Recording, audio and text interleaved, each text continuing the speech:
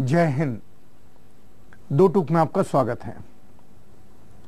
देश का छात्र और देश का युवा, कहते हैं छात्र और युवा देश का भविष्य होते हैं।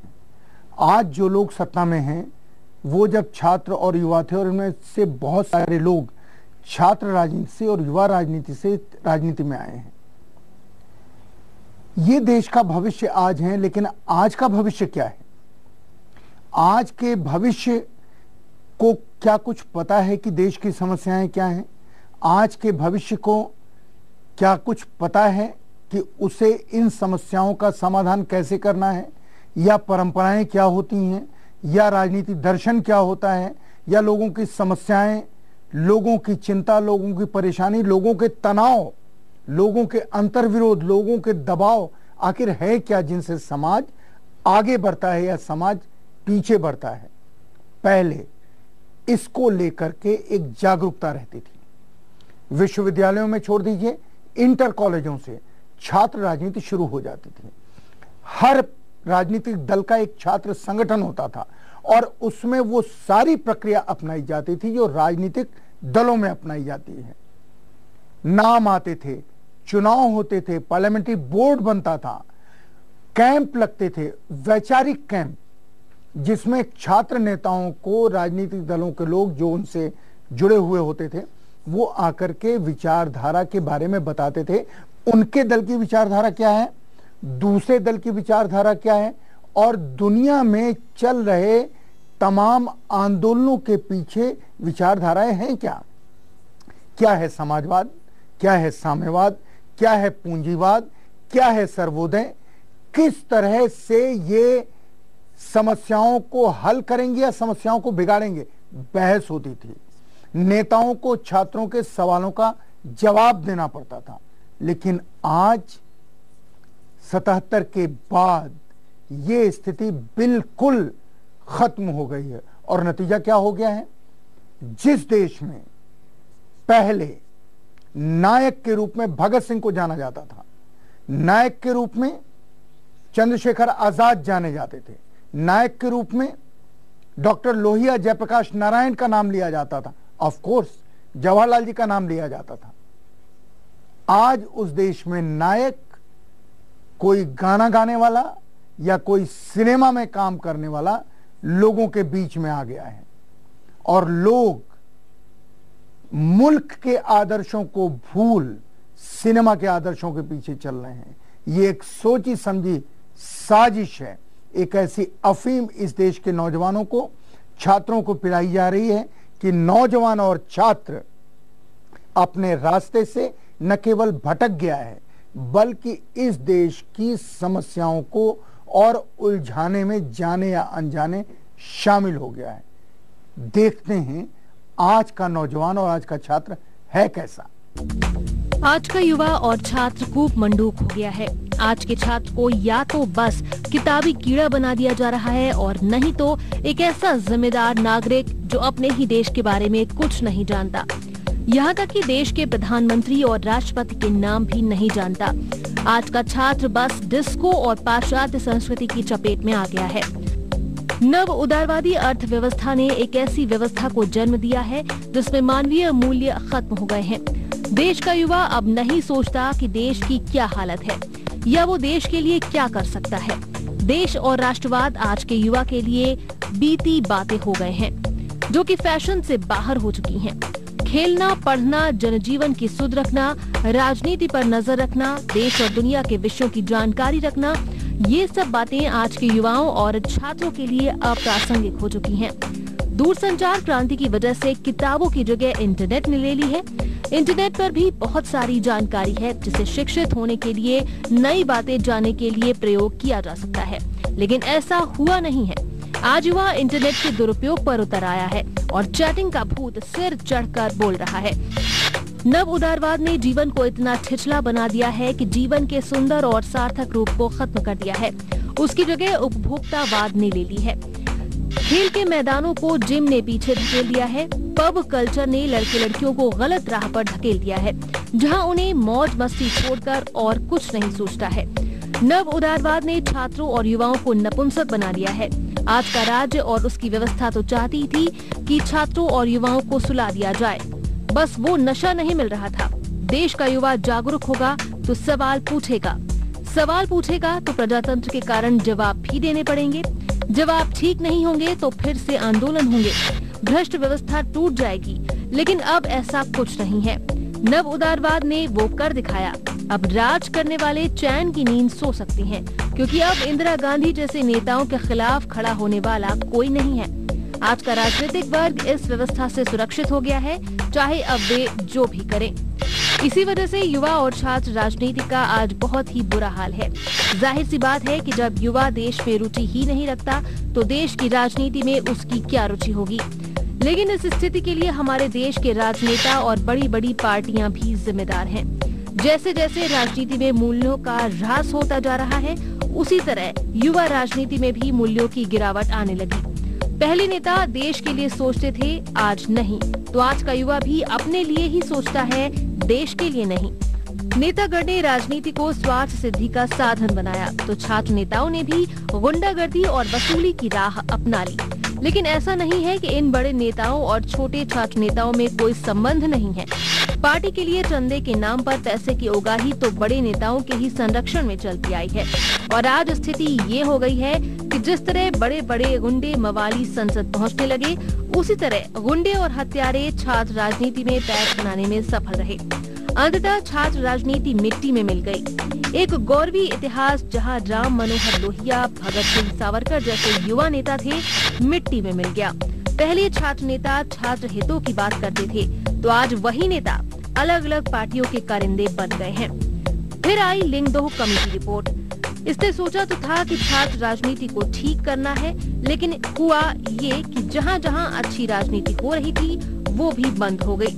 लेकिन सुप्रीम कोर्ट का इस रिपोर्ट के पुनरावलोकन की सिफारिश करना और तेलंगाना में छात्र आंदोलन अब भी थोड़ा सा उत्साह पैदा करते हैं।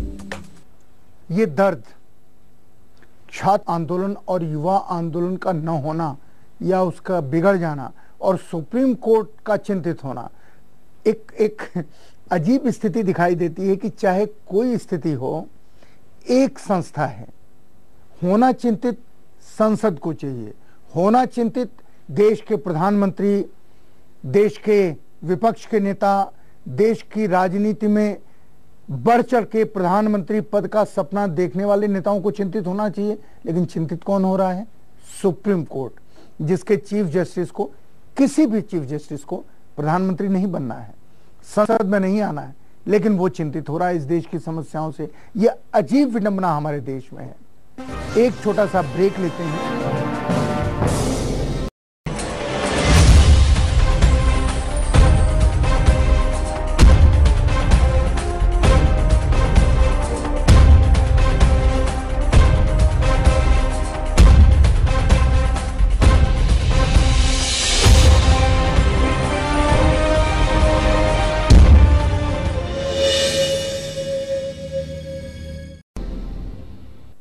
ब्रेक के बाद दो टूक में आपका स्वागत है।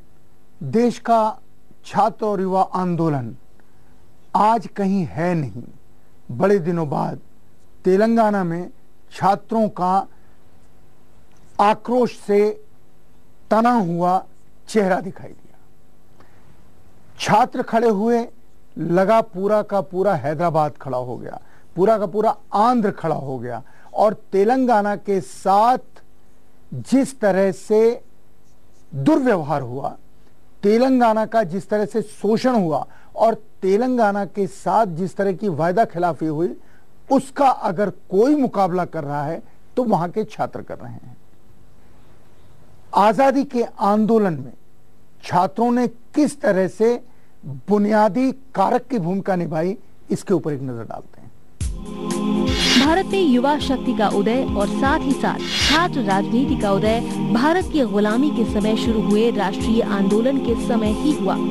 इस देश में छात्र राजनीति का एक बहुत गौरवी इतिहास रहा है। सबसे पहले देश में क्रांतिकारी तेवर देश के छात्रों ने ही दिखाए थे। शुरुआत में छात्रों का कोई संगठित आंदोलन नहीं था, लेकिन उन्होंने ही देश की आजादी की जंग की मशाल जलाई और देश का परचम ऊंचा किया।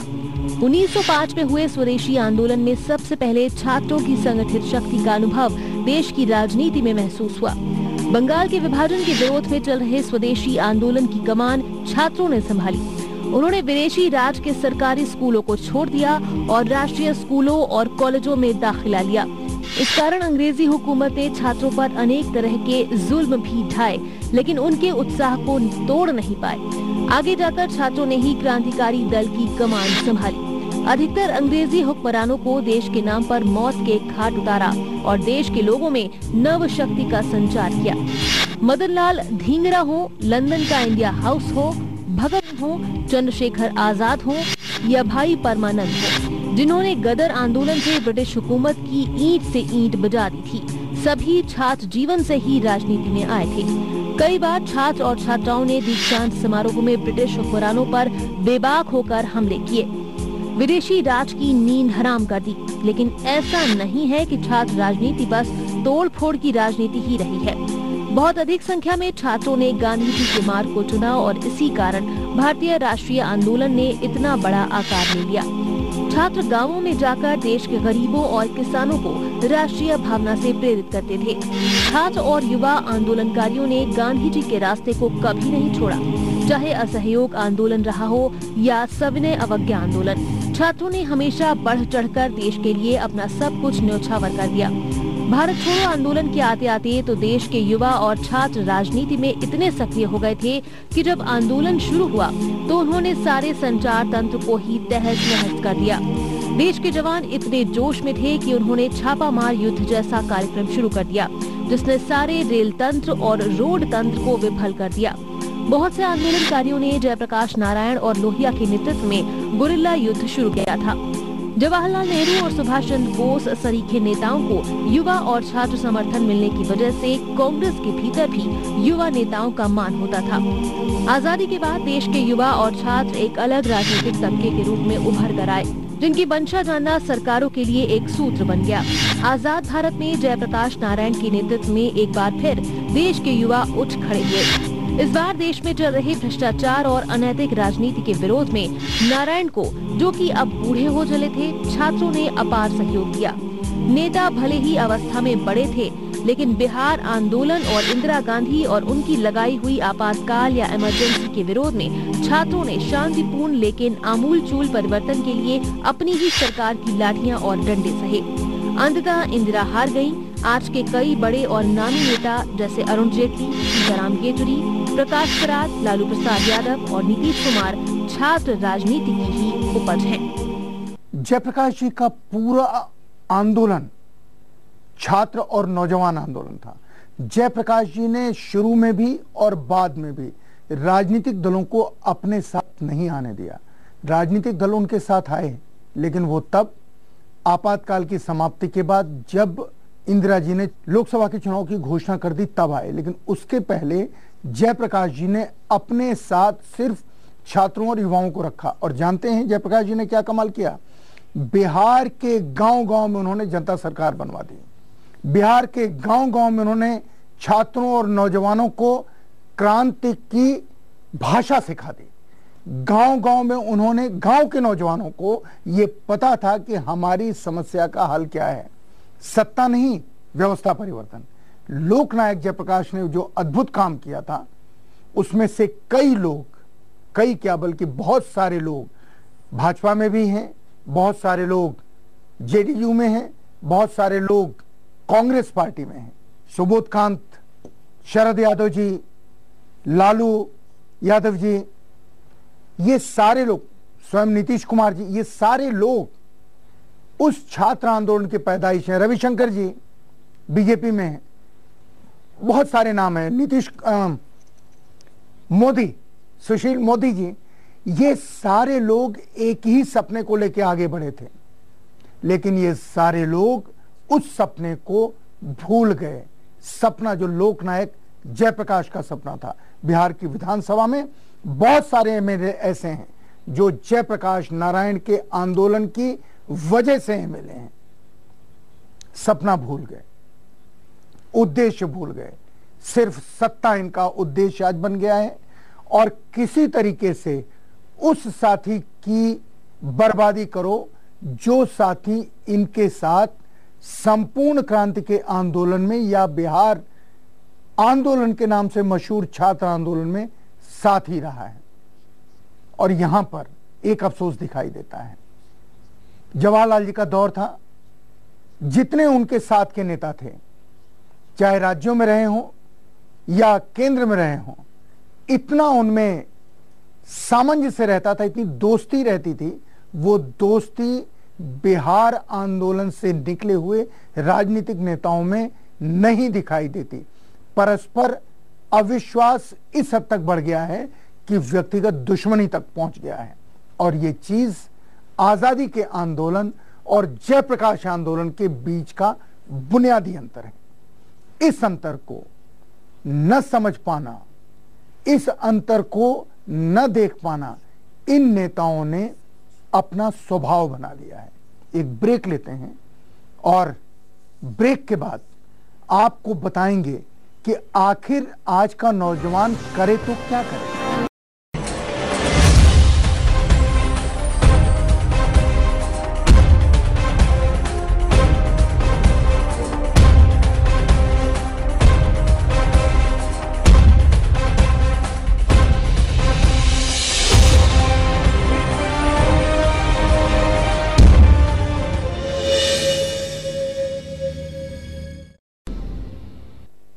ब्रेक के बाद दो टूक में आपका स्वागत है। छात्र और युवाओं की बात करते हुए आंखों में बहुत खुशी नहीं होती। छात्र और युवाओं की समस्याओं के बारे में बात करते हुए मन में बहुत उत्साह नहीं होता। इसलिए उत्साह नहीं होता क्योंकि देश का एक तरफ जहां छात्र और युवा चिंतित है, वहीं दूसरी तरफ छात्र और युवाओं का नाम लेने वाले लोग आराम से जिंदगी गुजार रहे हैं, खामोश मस्ती में। ये छात्र और नौजवान कर क्या रहे हैं? कर ये रहे हैं कि अब वो अपने यहां धीरे धीरे उन ताकतों के साथ मिल रहे हैं जो ताकतें इस समाज को, इस व्यवस्था को हथियार के बल के ऊपर उखाड़ फेंकना चाहती हैं। दिन में ये छात्र और नौजवान अपनी रोजी और रोटी को लेकर चिंतित रहते हैं। शाम को ये लोग उस चिंता को दूर करते हैं उन ताकतों के साथ हाथ मिलाकर जो कहती हैं कि तुम हमारे साथ आओ, हम तुमको कुछ पैसे भी देंगे, तुम हमारी टुकड़ी में शामिल हो, चलो कोई ऑपरेशन करते हैं, कोई एक्शन करते हैं। और जो उसमें शामिल नहीं होते हैं वो लोग, एक वर्ग वो है शामिल न होने वालों में जो डिस्को में जाता है, जो ड्रग्स लेता है, जो नशे में सारी चिंताओं को उड़ाता है, धुएं में उड़ाता है। और दूसरी तरफ वो बेचारे हैं जो देखते हैं कि उनकी बहन जवान है, उसकी शादी नहीं हो पा रही है क्योंकि घर में दहेज है, नहीं है, दहेज देने के लिए पैसे नहीं है। वो चिंतित होते हैं ये देखने के लिए, जब आंख से देखते हैं कि उनका बाप 50 और 60 साल में भी मेहनत कर रहा है लेकिन उनके लिए काम नहीं है, किसी तरह का काम नहीं है। वो देखते हैं कि उनका भाई अपराध की तरफ मुड़ने की तैयारी कर रहा है क्योंकि उसके पास काम नहीं है। और इस सारे अंतर विरोध में, इस सारी मानसिक पीड़ा में, इस सारे मानसिक द्वंद्व में वो इस देश को अपना देश कभी मानने से इनकार कर देता है। वो कभी कभी सोचने लगता है कि क्या कोई मेरे पास आकर के मेरी मेहनत का मोल नहीं चुका सकता। और अफसोस की बात यह कि बाजार ने, इस देश की सरकार ने नौजवानों के लिए सोचने का काम बंद कर दिया है। लेकिन फिर सवाल ये उठता है कि आज का युवा क्या करे, किसके सामने जाकर अपने आप में शक्ति का नया संचार करे। आज के भारतीय युवाओं के सामने प्रेरकों की कमी नहीं है। गांधी हैं, नेहरू हैं, भगत सिंह हैं, औरबिंदो हैं, विवेकानंद हैं, लोहिया हैं, जयप्रकाश नारायण हैं। आज के युवा के सामने चुनौतियों का अंबार लगा हुआ है। देश महंगाई और भ्रष्टाचार सरीखे राक्षसों की गिरफ्त में है। आज देश का इमरजेंसी से अधिक बुरा हाल है। आज के युवा के पास देश की सेवा करने के लिए बहुत से काम हैं। आज के युवा को, छात्र को आरटीआई के लिए लड़ना चाहिए क्योंकि जानने का अधिकार जीने के अधिकार जैसा ही है। आज देश के युवा को देश की व्यवस्था में आमूलचूल परिवर्तन के लिए लड़ना चाहिए, सुधार के लिए लड़ना चाहिए। सुधार युवा वर्ग के लिए ही नहीं, सुधार चाहिए शिक्षा व्यवस्था में, जन सेवाओं में। तेलंगाना के उन्माद को बहुत लोग बहुत तरीकों से विश्लेषित करना पसंद करेंगे, लेकिन कुछ भी हो, छात्रों ने एक बार फिर दिखा दिया है कि वो अभी पूरी तरह से हार के गर्त में नहीं गए हैं।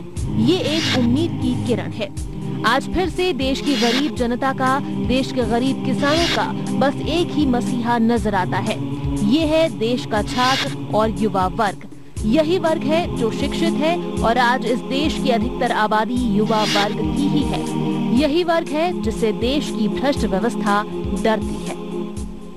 लोकनायक जयप्रकाश नारायण ने बिहार आंदोलन में एक नारा दिया था, संपूर्ण क्रांति अब नारा है, भावी इतिहास तुम्हारा है। किसका भावी इतिहास? नौजवानों का भावी इतिहास। और जयप्रकाश नारायण ने सोए पड़े हुए बिहार और देश के नौजवानों और छात्रों से कहा था कि तुम उठ खड़े हो, क्योंकि 14 साल की उम्र में राम ने, 16 साल की उम्र में कृष्ण ने, विवेकानंद ने, इन सब लोगों ने जो काम किए, भगत सिंह ने, चंद्रशेखर आजाद ने, सबने उसी उम्र में काम किए हैं जो तुम्हारी उम्र है। जयप्रकाश जी ने कहा था। और इसको सुन करके बिहार का छात्र, बिहार का नौजवान खड़ा हो गया था। इसको सुनकर के देश के नौजवानों में एक आशा जगी थी। जयप्रकाश जी के स्वास्थ्य ने उनका साथ नहीं दिया। अगर जयप्रकाश जी होते, शायद व्यवस्था परिवर्तन की एक लड़ाई लड़ते। लेकिन क्या आज का छात्र और नौजवान निराशा में जिएगा? क्या समाज को तोड़ने वाले लोगों के साथ खड़ा हो जाएगा? सपने देखने बंद कर देगा? अच्छी राजनीति किस तरह से सामने आए, अच्छी राजनीति के लिए लोग किस तरीके से उनके ऊपर दबाव बने, क्या इसके लिए नौजवान कुछ नहीं करेगा? नौजवानों को अपने खिलाफ होने वाले षड्यंत्र से सावधान हो जाना चाहिए। छात्रों को अपने खिलाफ चल रही कॉन्स्पिरेसी से सावधान हो जाना चाहिए। इन्हें चाहिए अपनी यूनियन की मांग करें, इन्हें चाहिए अपने हकों की मांग करें, और इन्हें चाहिए कि हर उस राजनेता और अफसर को घेरें जो इनकी समस्याओं को अपना प्रमुख विषय नहीं मानता, जो इनकी समस्याओं को दूर करने में अपना वक्त नहीं लगाना चाहता। ऐसे लोगों के खिलाफ अगर इस देश का छात्र और नौजवान खड़ा होता है, तभी देश का भविष्य सुखद है, अन्यथा देश का भविष्य सुखद नहीं है। और ये भविष्य किसी भी देश का तभी सुखद होता है जब वहां का छात्र और नौजवान, उसका भविष्य सुखद और सुरक्षित हो। ध्यान देने की बात है। और इस बात को मैं इसलिए बार बार कह रहा हूं क्योंकि सत्ता में और विपक्ष में बैठे हुए लोग नौजवानों के सामने लॉलीपॉप डालते हैं विधानसभा या लोकसभा में जाने का, जहां का टिकट वो उनको कभी नहीं देते। टिकट किनको देते हैं? उन्हीं को जिनके पास बलेरो होती है, जिनके पास स्कॉर्पियो होती है, जिनके पास बंदूक होती है, जिनके पास ठेकेदारी का पैसा होता है। कार्यकर्ताओं को ये टिकट नहीं देते।